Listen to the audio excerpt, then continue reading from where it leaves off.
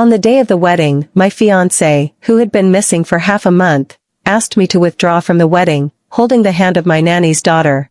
I was a bit amused. My groom wasn't you in the first place, so what's the point of withdrawing from the wedding?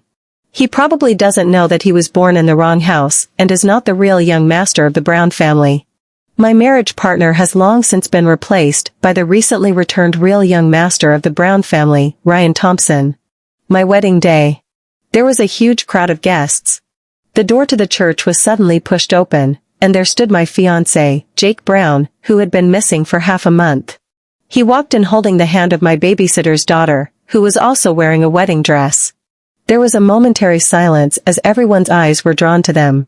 Jake Brown, with a gaze as firm as a warrior going to his death, blurted out to the guests, "Guys, Stacy and I truly love each other, so there's no way I can go forward with the wedding today." When he finished, he swept his gaze to me. "Luna Jones, I'm sorry, I don't want to marry anyone but Stacy. Please withdraw from me and give her the bride's place." Stacy Green also looked pitiful as she fought the forces of evil. "Miss Jones, don't blame Jake. If you do, blame me." Jake Brown said seriously, "There's nothing wrong with that. True love is not guilty." I interrupted with some amusement. "Are you done with the show? My groom wasn't even you in the first place, so what's the point of backing out?" Jake Brown froze for half a second. "What do you mean by that?" Ryan Thompson stepped over with his long legs and stood in front of me coldly. "Luna means that this is my wedding to her, and anyone who doesn't matter should leave." "And who are you? And who are you?" I took Ryan Thompson's arm. "He's my groom, the young master of the Brown family, so don't flatter yourself, you." Stacy Green retorted in a soft voice, "What Brown's young master? I remember, the only Brown's young master is Jake Brown." Jake Brown looked at Brown's father and mother for confirmation. "Dad, Mom." Mother Brown said lightly, "Oops, I forgot to tell you, you're not my real son, you were born in the wrong womb." Brown father looks disgusted. "You two hurry down, do not disgrace here, delay my baby son and Luna's auspicious day." Yeah, half a month ago my fiancé was supposed to be Jake Brown. But half a month ago, the Browns suddenly realized that he was the wrong one, that they'd been raising a son for someone else all those years. Jake Brown was too busy hanging out with Stacy Green at the time and disappeared, so no one could get in touch with him. His father and mother were already disappointed in him, and when they found out he wasn't theirs, they decided to leave him to fend for himself. And so, my marriage was changed without a word. He was replaced by Ryan Thompson, the true son of the returning Brown family. Since Mother Brown's last name was also Thompson, Ryan Thompson did not change his name. As the daughter of the Jones family, I was already related to the Brown family by marriage, so naturally I would not have married Jake Brown, the fake young master whose name was not true. Originally, we all thought Jake Brown would disappear until the wedding was over. But not only did he show up on the day of the wedding, he naively thought he was the youngest member of the Brown family and thought he was the groom of the day. He even tried to get Stacy Green to wear a wedding dress instead of me. That's delusional. Jake Brown was slow to believe his ears. Bewildered, he turned his head to look at the poster around Thompson. On it was the wedding photo of Ryan Thompson and me, a perfect match. Where was he? These two are so weird, it's not even their wedding, they have to come here to brush up their presents. This woman is still wearing a wedding dress, think they can fly up today to become a phoenix, laughed Ed. Whispers continued to flow from the stage. Stacy Green pinched the hem of her wedding dress and lowered her head, her face turning into a pig's liver color. Ryan Thompson greeted the stage security, "Take them down. This is my big day, my home turf, and I won't allow him, an outsider, to ruin it." I went on with my wedding in style. I was on stage exchanging rings with Ryan Thompson. My eyes inadvertently swept over to Jake Brown, who was mingling with Stacy Green in the distance, and I hooked my lips in a smile. Incredibly grateful that my fiancé had changed. Even though Ryan Thompson and I went toe-to-toe on the debate team in college. But frankly, whether it was his body or his temperament or that aspect of his career, Ryan Thompson crushed Jake Brown on all fronts. Swap out a washed-up fiancé who hooked up with a green tea for a handsome, mature man with poise. Why not? I felt a twinge of familiarity in the way Stacy Green, snuggled in Jake Brown's arms, looked at Ryan Thompson. The sort of pent-up ambition that couldn't be hidden in the chutzpah, almost as if it were an overflowing tide. When Nanny Aunt Mary brought her to my house. She acted coy and gentle and friendly, following me around like a little tail, wanting to be a good sister to me. I didn't mind having another friend at the time, and she came in and out of my house to play with me as she pleased. Jake Brown lived next door to my house, and had to come visit me from time to time. I don't know how Stacy Green got to know him, but she called him Jake's brother, which made Jake Brown's heart swell with joy.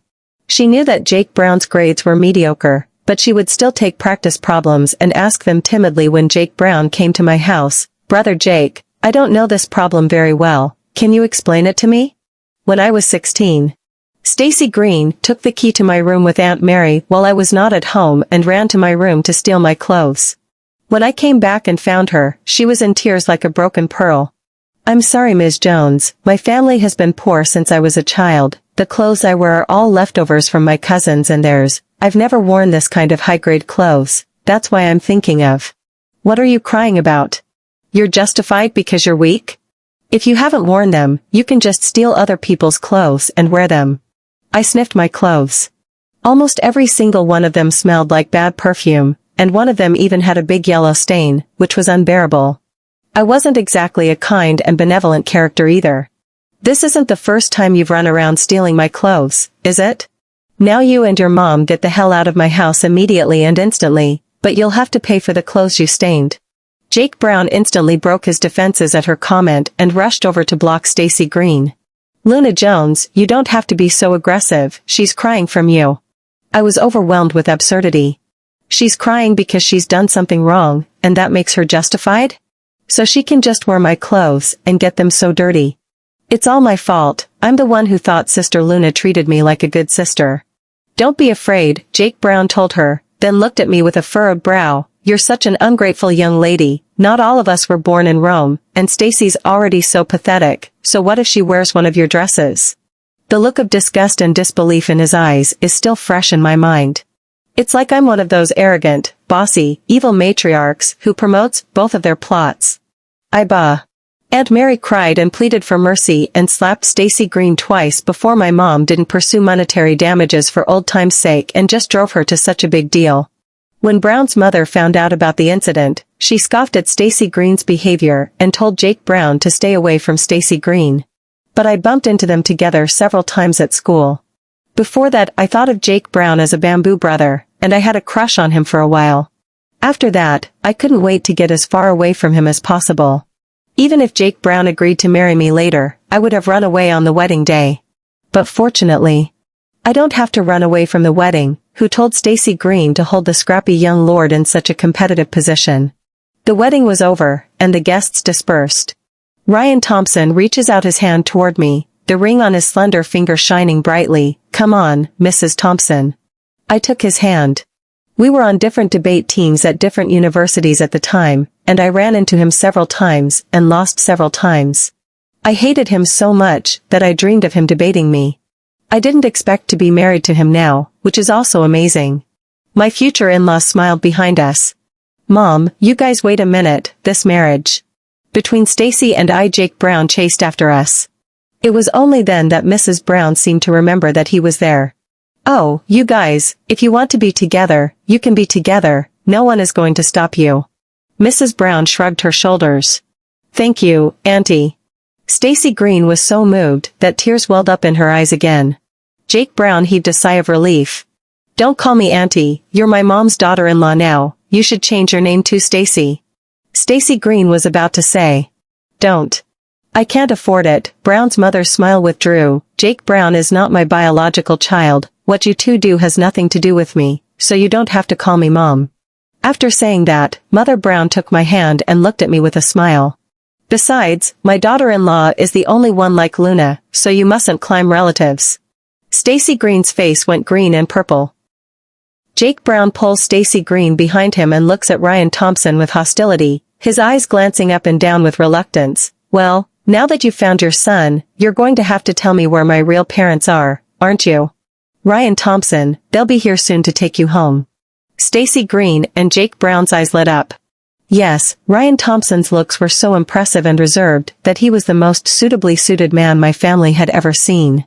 With an image like that, his family background must be either rich or noble.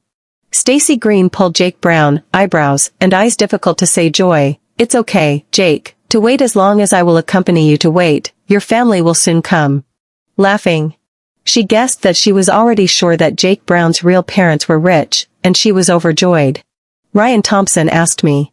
Mrs. Thompson, do you want to keep watching, or do you want to come home with me? No hurry, you can watch the play with me. At that moment, 2 cars approached, one a solid black Maybach and the other a somewhat dated green cab. Here it comes. Jake Brown immediately pulled Stacy Green toward the Maybach. But it was my family's driver who got out of the Maybach, and he walked right around the 2 of them toward my parents. Mr. and Mrs., please get in. He passed right over them like they were air. I was embarrassed for them. My mother-in-law pointed them in the right direction. Jake Brown, your real parents are in the cab. Out of the cab came an extremely plainly dressed couple, both with mostly gray hair and slightly stooped figures. The middle-aged couple was accompanied by a thin, dry boy with features similar to Jake Brown's. The 3 men got out and went straight to Jake Brown. The 3 men came down and went straight to Jake Brown and Stacy Green. My son, Mom and Dad really miss you so much. And then hugged him in tears and complained. You must have missed Mom and Dad too. How come we didn't realize you were carried by the wrong person? We should have realized it sooner. Jake Brown let them hug him, his body stiffening. Stacy Green asked incredulously, Are you really Jake Brown's real parents? Behind her, Jake Brown's own mom excitedly held Stacy Green's hand. Stacy Green's mom excitedly shook Stacy Green's hand. Yes, my son, you are my son's girlfriend, aren't you? Stacy Green smiled dryly and said, Yeah. Jake Brown's mom shoved a red plastic bag into Stacy Green's arms. Auntie, this is my chicken. These are eggs from my own chickens, a gift for you. What? Eggs? Stacy Green didn't quite believe it. No, Auntie. Auntie, you can keep it, we are all family, don't be polite to Auntie. I know you city people can't eat local eggs, so I brought it for you. I know you city people can't eat local eggs, so I brought them on purpose. I should have been touched, though. But I have to say the scene was a bit funny. I turned my head to look, but found Ryan Thompson's face looked unusually cold. As if he didn't even know those 3 people. When he saw me looking over, his eyes softened a bit more and he asked with a smile on his lips, Have you seen enough, shouldn't we go? Then go home, it's kind of boring to watch this kind of thing too much. Brown's father said to Jake Brown, You go back with your real parents, we've packed your luggage at home, I'll ask someone to send it to you in a while, that's all. His real mom was still talking to Stacy Green. When are you 2 going to get your license? I'll go back and arrange a wedding reception for you. I don't know yet, Stacy Green frowned slightly. By the way, Auntie, where is your home? Back in our rural home, of course. Stacy Green's voice changed. The countryside? Ryan Thompson and I returned home. Since I had just had a great time watching the theater, I didn't hide the fact that I was now happy and hummed a little tune as I entered my room. The French-style room was decorated more festively than usual. The door behind me slammed shut. Ryan Thompson was taking off his suit jacket, his spine broad under his white shirt. Tired? Fine, it's exciting. He laughed softly out of the blue, lifting his hand to loosen his tie. Yeah, I'm excited too. He looked inexplicably compelling in that way, and I gulped. Why did I feel like we weren't both excited at the same point? Inexperienced at being married for the first time, I frantically mulled over what to do, debating whether or not to talk to him about something from college. That's when there was a sudden tightness around my waist and the man wrapped his arms around me from behind. Luna Jones, you've spent way too much time today on irrelevant people and things, now it's my turn too. The breath brushed against me intentionally and my heart raced, turning my head just to speak before he sealed his lips. The kiss went from shallow to deep, and it was a long time before I heard him ask. Going to take a shower? Yes. I pretended to be calm as I went to the check room to get my pajamas, and walked into the bathroom only to find Ryan Thompson standing in the bathroom as well. It's a little hard to top. Then you go ahead and wash. Before I could turn around, the man took me by the wrist and pulled me through, and with the sound of the bathroom door slamming shut, the kiss fell again. He looked down into my eyes. Luna Jones, we're married. I remembered the way he'd spoken so eloquently in college when he'd stood on the debate team against me, his opinions sharp and to the point, but his skin was cool and ascetic. In the end he was pretending, or he changed. Answer me is a long night. Day 2. I was still asleep when Ryan Thompson got dressed to go to work at the office. I hadn't even dipped my pillow until later last night, and now I was so sleepy I couldn't keep my eyes open. Honey, I'm off to work. I gave him a vague and vaguely felt him kiss me on the forehead. I slept until high noon, and miraculously, I was able to see the news trail of Jake Brown's confession on TV. Jake Brown had a crying face the whole time. But the reporter was beside himself and said, we could tell by Mr. Brown's expression that he was very touched by this recognition of his ancestor. Laughing to death, this young man has never been to such a place, I guess he has not reacted yet. His biological parents' home is a rural self-built small 3-story, Thompson, surrounded by buildings generally short. The door surrounded by a fence raised a dozen chickens. Brown's youngest son had probably never been to such a place in his life, and the name tags on his body were in stark contrast to the environment of Thompson Circle. Frowning at the camera, he said, "Stop filming." His own dad, however, says, "Are you a stupid kid? There's money to be had in interviews." The camera swept next to Stacy Green, who smiled harder than she cried, favoring Jake Brown's own mother, who also took her hand and said, "This is my son's girlfriend, she's very pretty, and she doesn't mind that we don't have a house or a car." Jake Brown, however, said, "Stacy is not concerned about these, but I have my own house, car, and savings. It is impossible to let her suffer a little bit of aggression." Stacy Green blushed then. "I like him as a person, what his family is like has nothing to do with me." At this point, the narrator of the program said that Jake Brown was young and successful and that Stacy Green was a rare girl these days who is not materialistic. That made my mother-in-law and I laugh. Jake Brown's car and house, and all the cards he uses, belong to the Brown family. He still thinks he's a young master, but my in-laws took back the car and the bank cards and the branch office that Jake Brown took care of, except for a Lamborghini that he was driving. My mother-in-law laughed out loud. "It's a good thing I didn't give birth to him, otherwise I would have had to sweep him off his feet. After all these years and all the time and money invested in him, he's such a loser in the end." After marrying Ryan Thompson, the Brown family gave Ryan Thompson and me a large house in a great location in the middle of downtown. When Ryan Thompson and I went over there. When Ryan Thompson and I arrived at the villa, we found two people standing in front of the villa, Jake Brown and his little girlfriend. I got out of the car and walked over with Ryan Thompson. "Guys, what are you doing in my house?" Stacy Green timidly hid behind Jake Brown, looking as if she was frightened by me. It was obvious that Jake Brown's protectiveness had swelled at once. "This is the villa my mom gave me. I should be asking what you guys are doing here." At this moment, the housekeeper of the villa saw me and Ryan Thompson, and came over to greet us. "Young master, ma'am, you're here." Before I could take a step, Jake Brown pulled Stacy Green inside. He was stopped by the butler. "Sir, please don't just barge into other people's homes." "What's the matter with you, Lee? This house is mine, I came here the other day. If you keep on doing this, I'll fire you. Now this house has nothing to do with you, and I've asked someone to change the locks. If you want to force your way in, it's trespassing, and you don't have the right to fire him," Ryan Thompson said lightly. Ryan Thompson finished indifferently and said to Old Lee, "You've done a good job, I'll ask someone to give you a raise later." Jake Brown has been a young master for more than 20 years, Thompson surrounded by people to honor his status to give him three thin face, but this is all thought to be his own bullish.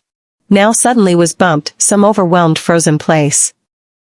Stacy Green said softly, looking at Ryan Thompson, "Miss Jones, Mr. Thompson, I'm sorry, I really did not come to intentionally disturb, just..." Ryan Thompson interrupted her spell casting with a single sentence. "You know you're sorry, why don't you just go?" I didn't even need my help. I curled my lips and took his arm into the front yard of the villa. Jake Brown could only watch as we went in, shutting the two of us out through the iron gates. There was a swing set in the yard, and the sun was shining, making it a perfect day for swinging. Soon my in-laws arrived. We made plans to have dinner at the new house. Jake Brown greeted us with a smile as if he had seen a lifesaver. "Mom and Dad, you're here. You bought me this house for my wedding," he said, pointing to me in the yard eating fruit and swinging on the swing set. "Now they won't let me in, and they've changed the locks and everything." "Let you in for what?" Father Brown frowned. "This house was originally intended to be a wedding home for my precious son. Now that you're not my son, do you want to continue to rely on it?" Jake Brown was obviously devastated when Stacy Green spoke up. Auntie and uncle, how can you be like this? No matter how to say he also accompanied you for more than 20 years, you also spent so much energy to cultivate him, even if there is no blood relationship but also have feelings. Father Brown said, yes, spent so much energy to cultivate him, the branch is a mess, all day long with a woman in the outside spendthrift, but also play disappearance. Now think of all the money and energy spent is simply a waste. Jake Brown lowered his head in shame. Half a fart could not be released. In fact, he hadn't been such a loser before, he was just a bit stupid. Just after the college entrance examination to fill in the application, his family told him to apply for the city's university. He ostensibly agreed, and then received the acceptance letter is 100,000 miles away from home, and Stacy Green's college in the same city. Free from Brown's father and mother, he was supposed to let himself go, indulging in food and drink, and studying his major courses to death. And then he's a total loser. But Brown's father, Brown's mother thought that after all, it is his own son, or after he graduated a branch to him to take care of, and instructed the strong subordinates from the side of the assistants, but he cannot help the wall of mud. But he was a mess. He disappeared and took Stacy Green on a spontaneous trip. He thought he had a big family and someone to back him up. Brown's mother looked at Stacy Green and said with a smile, "You guys are really in love, aren't you?" Suddenly asked this question, Stacy Green nodded her head, yes. If you are true love, you have to overcome all the difficulties. This little test is nothing. The most important thing is for you two to be together, isn't it? Brown's mother said, turned to Jake Brown, besides, your girlfriend is not a material girl, you have no house, no car, no money, but also do not need to be afraid of Mrs. Brown finished her speech and walked towards me with a smile on her face. Luna, I just saw these 2 bags on the street. I feel that they are especially suitable for your temperament. See if you like them. Thank you, Mom. I took it nonchalantly. Stacy Green was staring at me angrily from the doorway, almost staring me out of a hole. It dawned on me that Stacy Green and I were in the same class in physical fitness gym class one time in high school. I was about to pass her and speed up when she suddenly fell right in front of me, scraping a chunk of skin off her knee. But this is what she said to Jake Brown, Luna Jones didn't mean to trip me. I'm okay, brother Jake. Only a dumbass like Jake Brown would fall for these little tricks of hers and say to me as if she was presiding over justice. Luna Jones, I really don't want to talk about you, just make it up to her and let it go. I didn't even bother to explain and slowly walked up to her. She thought I was going to apologize to her. Lowering her head, the corners of her lips could not be suppressed. In fact, there is no need to. But I just cleanly gave her a slap, Thompson around the laughter. I said, this slap to make amends enough? The force was too great, and she was blinded. A few seconds later, her eyes looked at me as if they were poisoned, but she couldn't be angry because Jake Brown was there. Luna Jones, you have gone too far. This slap can be described as Jake Brown heart all broken. Luna Jones, you're unbelievable. You're a schoolyard bully. But after that, as she had hoped, Jake Brown never spoke to me or came to my house again. The thought of Ryan Thompson helping me dislike that green tea today makes me so happy. Finally, I married a man who is awake and won't be blinded by such cheap tricks. So after dinner in the evening and sending off my in-laws, I took the initiative to wrap my arms around Ryan Thompson's waist. He raised his eyebrows slightly, what's up? A reward. I kissed him smoothly on the lips as he looked down at me. The man's eyes paused for a second, then he clasped the back of my head in no uncertain terms and closed his eyes to deepen the kiss. Around 11 o'clock, the cell phone sitting by my bed suddenly rang. I squinted and looked at it. It was an unfamiliar number, and before I could answer it the other person hung up again. Ryan Thompson was wearing silver-rimmed glasses, sitting next to me reading a book. The side of his face is handsome, but the eyelashes hanging down the raven feather as long as slender. I have to say, this man's energy is really a bit too much. Whose phone is it? I don't know who it is, I don't recognize it. After a while, sensing the way I kept looking at him, he looked at me sideways and said, "Why do you keep looking at me? You have a lot of energy." "That's good energy?" He hooked his lips in a smile. I felt a small hint of sarcasm. "If it wasn't for the fact that you're tired." I covered his restless mouth as he took my hand and gently kissed the back of my hand. You've never been merciful when you've debated me before. Has it ever occurred to you that I might be your future wife? He looked at me, the emotions in his eyes a little darker. If I lose to you, then will you still be that impressed with me as a person? Why wouldn't I? I even made a point of asking about him then. Also made a point of inquiring about him. His good-looking eyes curved, and then teasingly said, also made a point of asking about me? I vaguely said, yes, the university bully, the two of us on a university. I want to not hear the news of you, the man of the hour are difficult. This person is very high and cold, special drag, either on the way to make money or on the way to make money, but the professional courses are also the first in the department of the gas. He also and his classmates to develop software, establish a company. So why did you work so hard at that time? He was silent for a while and asked me, do you want to know? Yes. He hesitated for a moment, as if he was trying to decide whether or not to say it. I sat up and wrapped my arms around him and leaned against his chest. What, you can't tell your wife about it? Ryan Thompson, I feel like I'm selling out. Over the years, Ryan Thompson's adoptive parents have basically left him alone. In middle school, he was sent to a distant relative's home to board, helping relatives open a small restaurant in exchange for 3 meals a day and tuition. High school and college living expenses all have to earn their own. College foster parents often find reasons to ask him for money to subsidize the family. He used to think that it was because his adoptive parents were poor and didn't know how to express their love that they neglected him so completely, until their second son was born. He saw the way the adoptive parents loved their child. Only then did he realize that not being loved was not being loved, and there was no such thing as bitterness.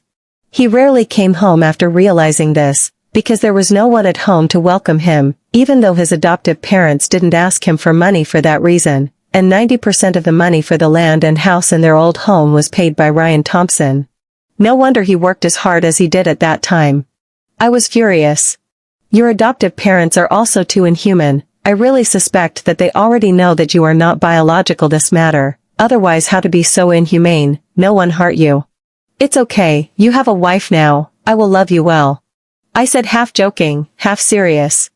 I said half jokingly, half seriously, and touched his head. He suddenly hugged me. Lowering his head, he buried it at the nape of my neck. Taking a long breath of relief. You said it, Luna. On the other side, Jake Brown was walking down the street, lost in thought, holding Stacy Green. Let's go eat. He was used to spending a lot of money, but now he only had a few $1,000s left from his Facebook account, and the cards he used to be able to swipe had been stopped, so he was ready to go to a roadside diner. Stacy Green frowned. I don't want to eat that. Then what do you want to eat? The seafood place you said you'd take me to last time. In the past, he would have taken her there without hesitation, but now he no longer had the financial resources to do so. The thought of going back to that home, to that cramped space that was worlds away from where he used to live, made him feel suffocated like never before. I don't have much money on me right now, so I'll take you out to eat some other time. Stacy Green didn't say anything for a long time, and she suddenly answered the phone. Stacy Green said, my mom just called and asked me to come home for dinner, so I won't eat with you. Do you want me to give you a ride? Your car has been repossessed. What are you going to give me a ride? I will call a cab for you. I don't know if it's his illusion. Stacy Green's tone just now seemed a bit punchy, which made him inexplicably a bit panicked. He hugged Stacy Green. Stacy, you're all I have now. You won't leave me, right? We'll get married in a few days when I move my account back, okay? Stacy Green hesitated to hug him back. Only after a long time did she say, Jake, I actually want to ask you, do you have the conditions to get married now? Jake Brown continued, I'm 25 and ready to get married. I don't mean age, I mean do you have a house and a car now? Do you have the money for a wedding reception? Stacy, I remember you are not that kind of materialistic girl. Jake Brown felt that the Stacy Green in front of his eyes had a kind of inexpressible strangeness. Obviously the other day she was still pestering him to ask when he could marry her and go home. I'm sorry, Jake, I just think that you are having such a hard time right now, and I'm just adding to your burden by marrying you now, and I don't want to drag you down. Okay, I'll go first. So it was for his sake that she said that. If it were Luna Jones, a big lady, she would probably have scolded him to death long ago. Thinking of this, he called his friends he played well with, ready to borrow some money. But they were either busy or didn't even answer the phone when they used to be the first to ask him to go out and play. He hung his head in the streets. He didn't want to go back to his real home at all, and he didn't want to get paid to stay in a hotel. He ended up taking a long, bumpy, rickety bus ride and resigned himself to going back. When he got off the bus, he almost threw up his lungs, but when he stepped into his house, the first thing his biological parents said to him was, "You're back. The refrigerator in our house has been used for 10 years. We're going to replace it with a new one. What do you think? If you want to buy one, just ask. If you want to buy one, just buy it. Why are you asking me? But this refrigerator is a bit expensive. We are still short of $2,000. Look at this. What kind of person is this? He hasn't been back for long and he's already asking for money. I don't have any money either." Jake Brown didn't give them a good look and transferred them $500, then went straight into the room. The bed wasn't soft at all, and he couldn't get comfortable enough to lie down, tossing and turning all night. After a few days of muddling through at home, every day was just ordering takeout and brushing short videos, and within a few days, the only bit of balance went from 4 digits to 3 digits. When he opened Facebook, there wasn't a single new message, and Stacy Green didn't come to see him. He took the initiative to call her. "Why haven't you reached out to me lately?" Instead she said, "Jake Brown, let's not see each other for a while. My mom won't let me see you anymore." "Why?" Jake Brown sat up as if struck by lightning. "My mom said, you want to marry me, not to mention the wedding banquet and caravan those, promised to give my family the bride price of $88 million. You are now also not able to get out. My mom now won't let me go out to see you, want me to break up with you." Last time he went to Stacy Green's house, Aunt Mary even pulled him up and said that her daughter was lucky to find a boyfriend like him, and she was very enthusiastic about him. "I'll find a way to get the money for the bride price no matter what. Stacy, you wait for me. I won't let you." "Got it, my mom is here now. I'll stop talking to you for now." The phone was hung up and Jake Brown scratched his head furiously. But he's at the end of his rope. The thought of going to work gives him a headache. He's been posting his resume online for the past few days, and the opposite side of the line is basically read and unanswered. And he honestly couldn't see past that little paycheck. He used to spend a lot more on a meal than that. "I thought it was over. I didn't realize it wasn't over." I got an unknown caller, and it was Jake Brown's voice that rang on the other end. "Luna Jones, sorry to call you so late." The tone was also unexpectedly gentle. "What's the matter?" "It's not a big deal, just... Can you lend me some money?" "I'm not sure." I said, "Am I on good terms with you?" "I said you have hands and feet, also went to college, find a job to make money squarely will kill you. It takes time to find a job. For the sake of our years of growing up together, can you lend me some money to Thompson for a while? I am really desperate. Food, clothing, housing, and transportation all need to spend money, you also know." "I'm sorry, I don't know. You said I don't eat the world, forget it." He was stuck for half a second on the other end of the phone. "What do you think of this fireworks now?" "Luna Jones, why do you?" "Ugh, forget it. This is how many years ago. You still with me?" Jake Brown was high and mighty for a second, then lowered his voice the next. "Miss Jones, Princess Jones, can I beg you? I'm really... Don't come to this set. You think of your own way, such a big person." I hung up the phone after saying that. Who with him here to play the emotional card? For Stacy Green indiscriminately dislike me when why not say together to grow up on the love of it? "Now you're talking about this, who's going to eat you up?" But he was really persistent and called again. I directly blacked out his cell phone number. I'm sick of it. After I finished shopping with my sisters at noon, I had to pass by Ryan Thompson's company on the way, so I asked my driver to drive straight to his place, ready to pick him up from work. But then I saw Stacy Green standing in front of the building. She was carrying something in her hand, as if she was waiting for someone. I sat in my car, quietly watching to see what she was going to perform. It wasn't long before Ryan Thompson came out, followed by his special assistant.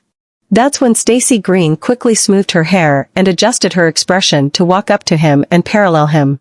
"Mr. Thompson, can I bother you for a minute?"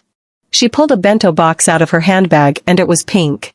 "I made this myself. I hope you'll forgive Jake Brown and I for being so reckless last time. It's nothing more than that." It was the time when a large group of employees came out to eat, and Stacy Green's behavior was really something that drew people to stop by. After all, running to deliver food was not something that someone who wasn't very well connected could do. Ryan Thompson didn't even give her a look, no need. The special assistant next to him stopped her and said, "This young lady, please behave yourself. Our president is now going to the president's wife to dine together. Please do not have this kind of misunderstanding behavior." Thompson, surrounded by people, began to whisper. "Why do you make me sound like that? I didn't mean anything like that." Stacy Green's experience has been that everyone will be on her side when she plays the poor girl, and even if they are, they'll still try to save face in public. That didn't work with Ryan Thompson. I got out of the car slowly and deliberately said, "Honey." Thompson's eyes fell over in unison. "This is the president's wife. It's so beautiful. Who understands?" Ryan Thompson naturally reached out his hand towards me, and a smile naturally rippled out of the end of his cold eyes, completely different from his poker face just now. Seeing this, Stacy Green ran away as if she was fleeing. But it is estimated that walking too panicked, she did not look at the road hit the side of the speeding past the delivery boy. People are fine. The hands of the bag hit the lunchbox as a close contact with the ground. Only to hear a clang, the inside of the meal fell to the ground. From the inside fell out 2 pieces of bacon, cut into the shape of a big heart, and a small card with her contact information. It was really just Seema Jousher's heart, and everyone knew it. A passerby already laughed out loud. "Help, love bacon? May I ask if it was Fish Leong who gave her the courage?" Stacy Green was so furious that she could only breathe fire on the delivery man. "How do you ride a bike?" I said, "Lady, I was going straight and fine when you suddenly jumped out. What's it to me?" I walked away with Ryan Thompson on my arm. I'm so tired of this drama, and she still hasn't grown out of it and is still following the same routine. I'm really going to be laughed out of the room. In the afternoon, I went to a new hairstyle party and went to hang out with my mother-in-law. We live close by, just a few minutes drive away. I hadn't seen her for a few days, and she bought me a bunch of stuff. "I went shopping and saw this dress that matches your temperament, so I bought it for you," she said. "And these 2 bags, they go well with the dress you bought with me last time. See if you like it." "I love it, thanks Mom." My mother-in-law and I are very much in sync with each other in terms of aesthetics, and I like whatever she thinks looks good. There was a sudden clamor outside. "This is it." It was Jake Brown's foster parents and Jake Brown. I frowned. Jake Brown's own father looked serious and said, "Mr. Brown, Mrs. Brown, we have something to discuss with you." My mother-in-law, "What do we have to discuss between us?" As a courtesy, my mother-in-law invited them into the living room and told them to sit and talk. Jake Brown's own mother spoke up. "As you know, our Jake Brown will be getting married soon. How about we discuss his marriage now?" "What does his marriage have to do with my mother-in-law?" I said. My mother-in-law, however, patted the back of my hand, gave me a gentle look, and then said to them, "You guys keep talking.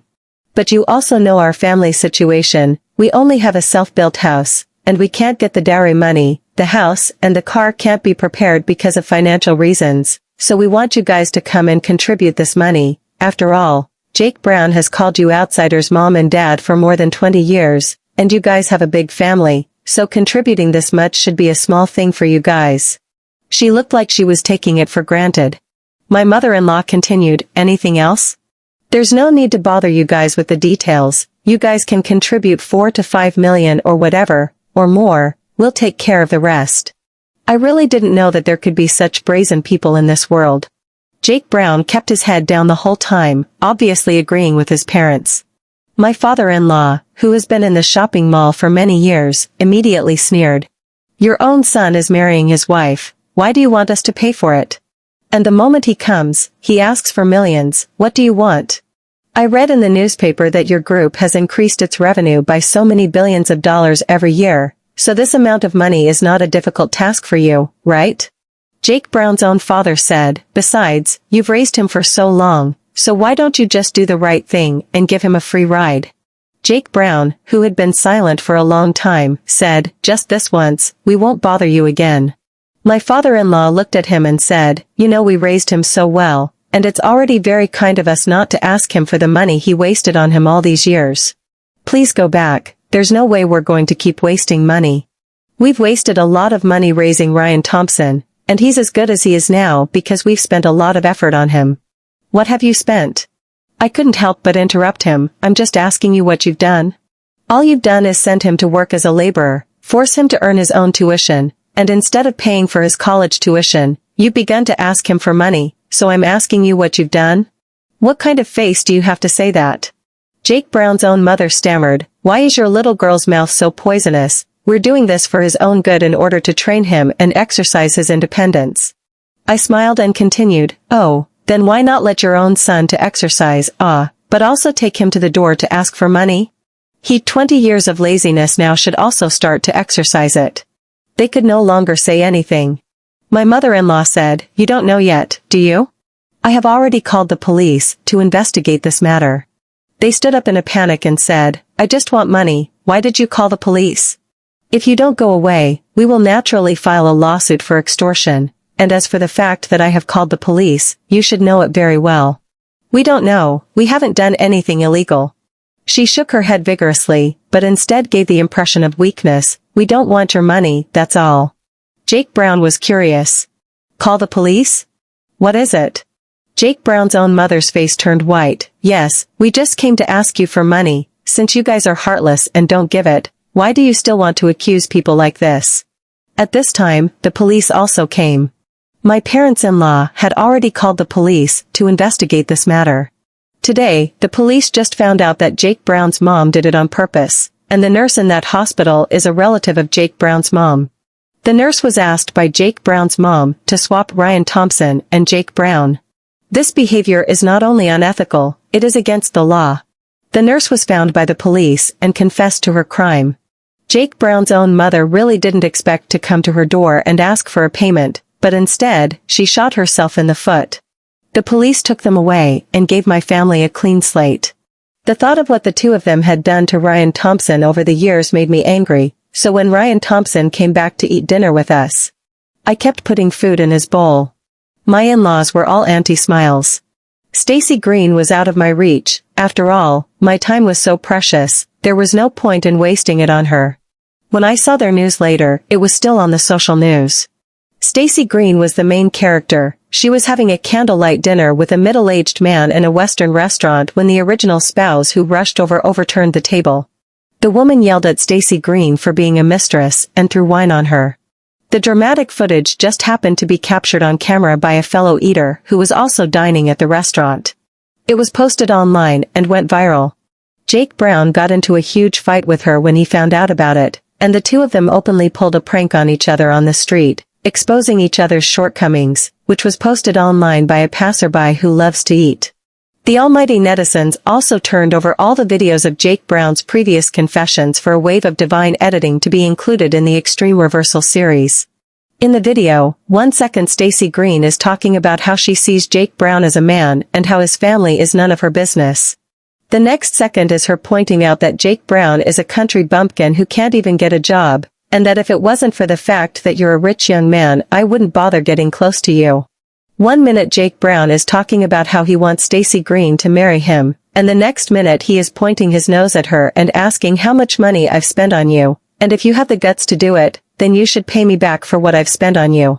Netizens summed it up in one sentence. "I can only say that these two people are both stupid and cheap, why don't we just lock them up?"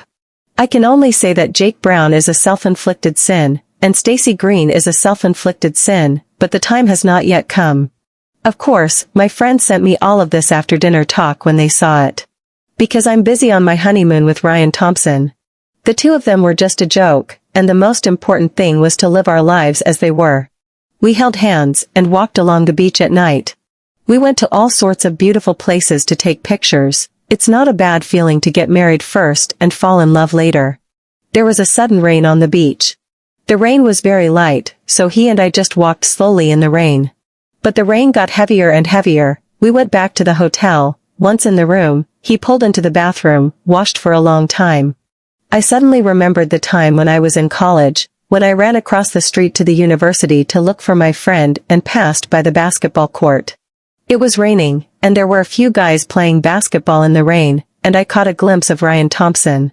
His white t-shirt was almost transparent from the rain, showing the contours of his abs under his broad shoulders. I stopped dead in my tracks. The rain stopped, and the boys took off their t-shirts. Ryan Thompson also took off his t-shirt, revealing his lean upper body, which he quickly put back on as he wrung out the rain. When he turned around, he met my eyes. The young man's eyes were clear and calm, but the originally indifferent expression was stunned for a moment when he saw me, and the roots of his ears soon turned red, so he averted his eyes somewhat unnaturally. "Thompson, you're in good shape," I teased him. He walked away without looking back. "Come here, I'll blow-dry your hair." I gathered my distant memories and obediently walked over to him, enjoying his service. I had asked him to blow-dry my hair a few times before, but now I was getting better at it. When he was done, he put down the hairdryer, held me in the center of the bed, and bent down to kiss me. Jake Brown looked over at Mr. and Mrs. Brown as if for confirmation. "Dad, Mom. Let me ask you something. Did you have a crush on me in college and blush when you saw me?" Ryan Thompson hooked his lips. "When did I ever blush?" I described the situation to him and he quickly remembered. But he smiled, his eyes soft with moonlight. "Shouldn't I ask you if you've been thinking about me since I took off my blouse?" "Absolutely not." His kisses landed on my earlobe and rubbed against it. "Still say no?" I was forced to surrender. Okay, I'm the one who misses you." As I drifted off to sleep in the latter part of the night, I vaguely heard him whisper in my ear. "I liked you, but I never thought I'd have you. But I have you now, Mrs. Thompson." Long indifference had made him wear sharp armor, a mask of indifference. He meets the first girl he sees, but knows that he's a million miles away from her, that he's got a great age, but he's got no money, and he needs to make more money. He has no money, he needs to make more money. He has a lot of money, but he has no money, he needs to make more money. He liked her, but never wanted her. But there was something selfish about him, wanting her to remember his name, wanting to leave a slightly stronger impression in her memory. So he signed up for a debate tournament that didn't make him any money, wasn't very interesting to him and was a bit of a waste of time. But now she was with him. She was his wife. And he loves her. End of story.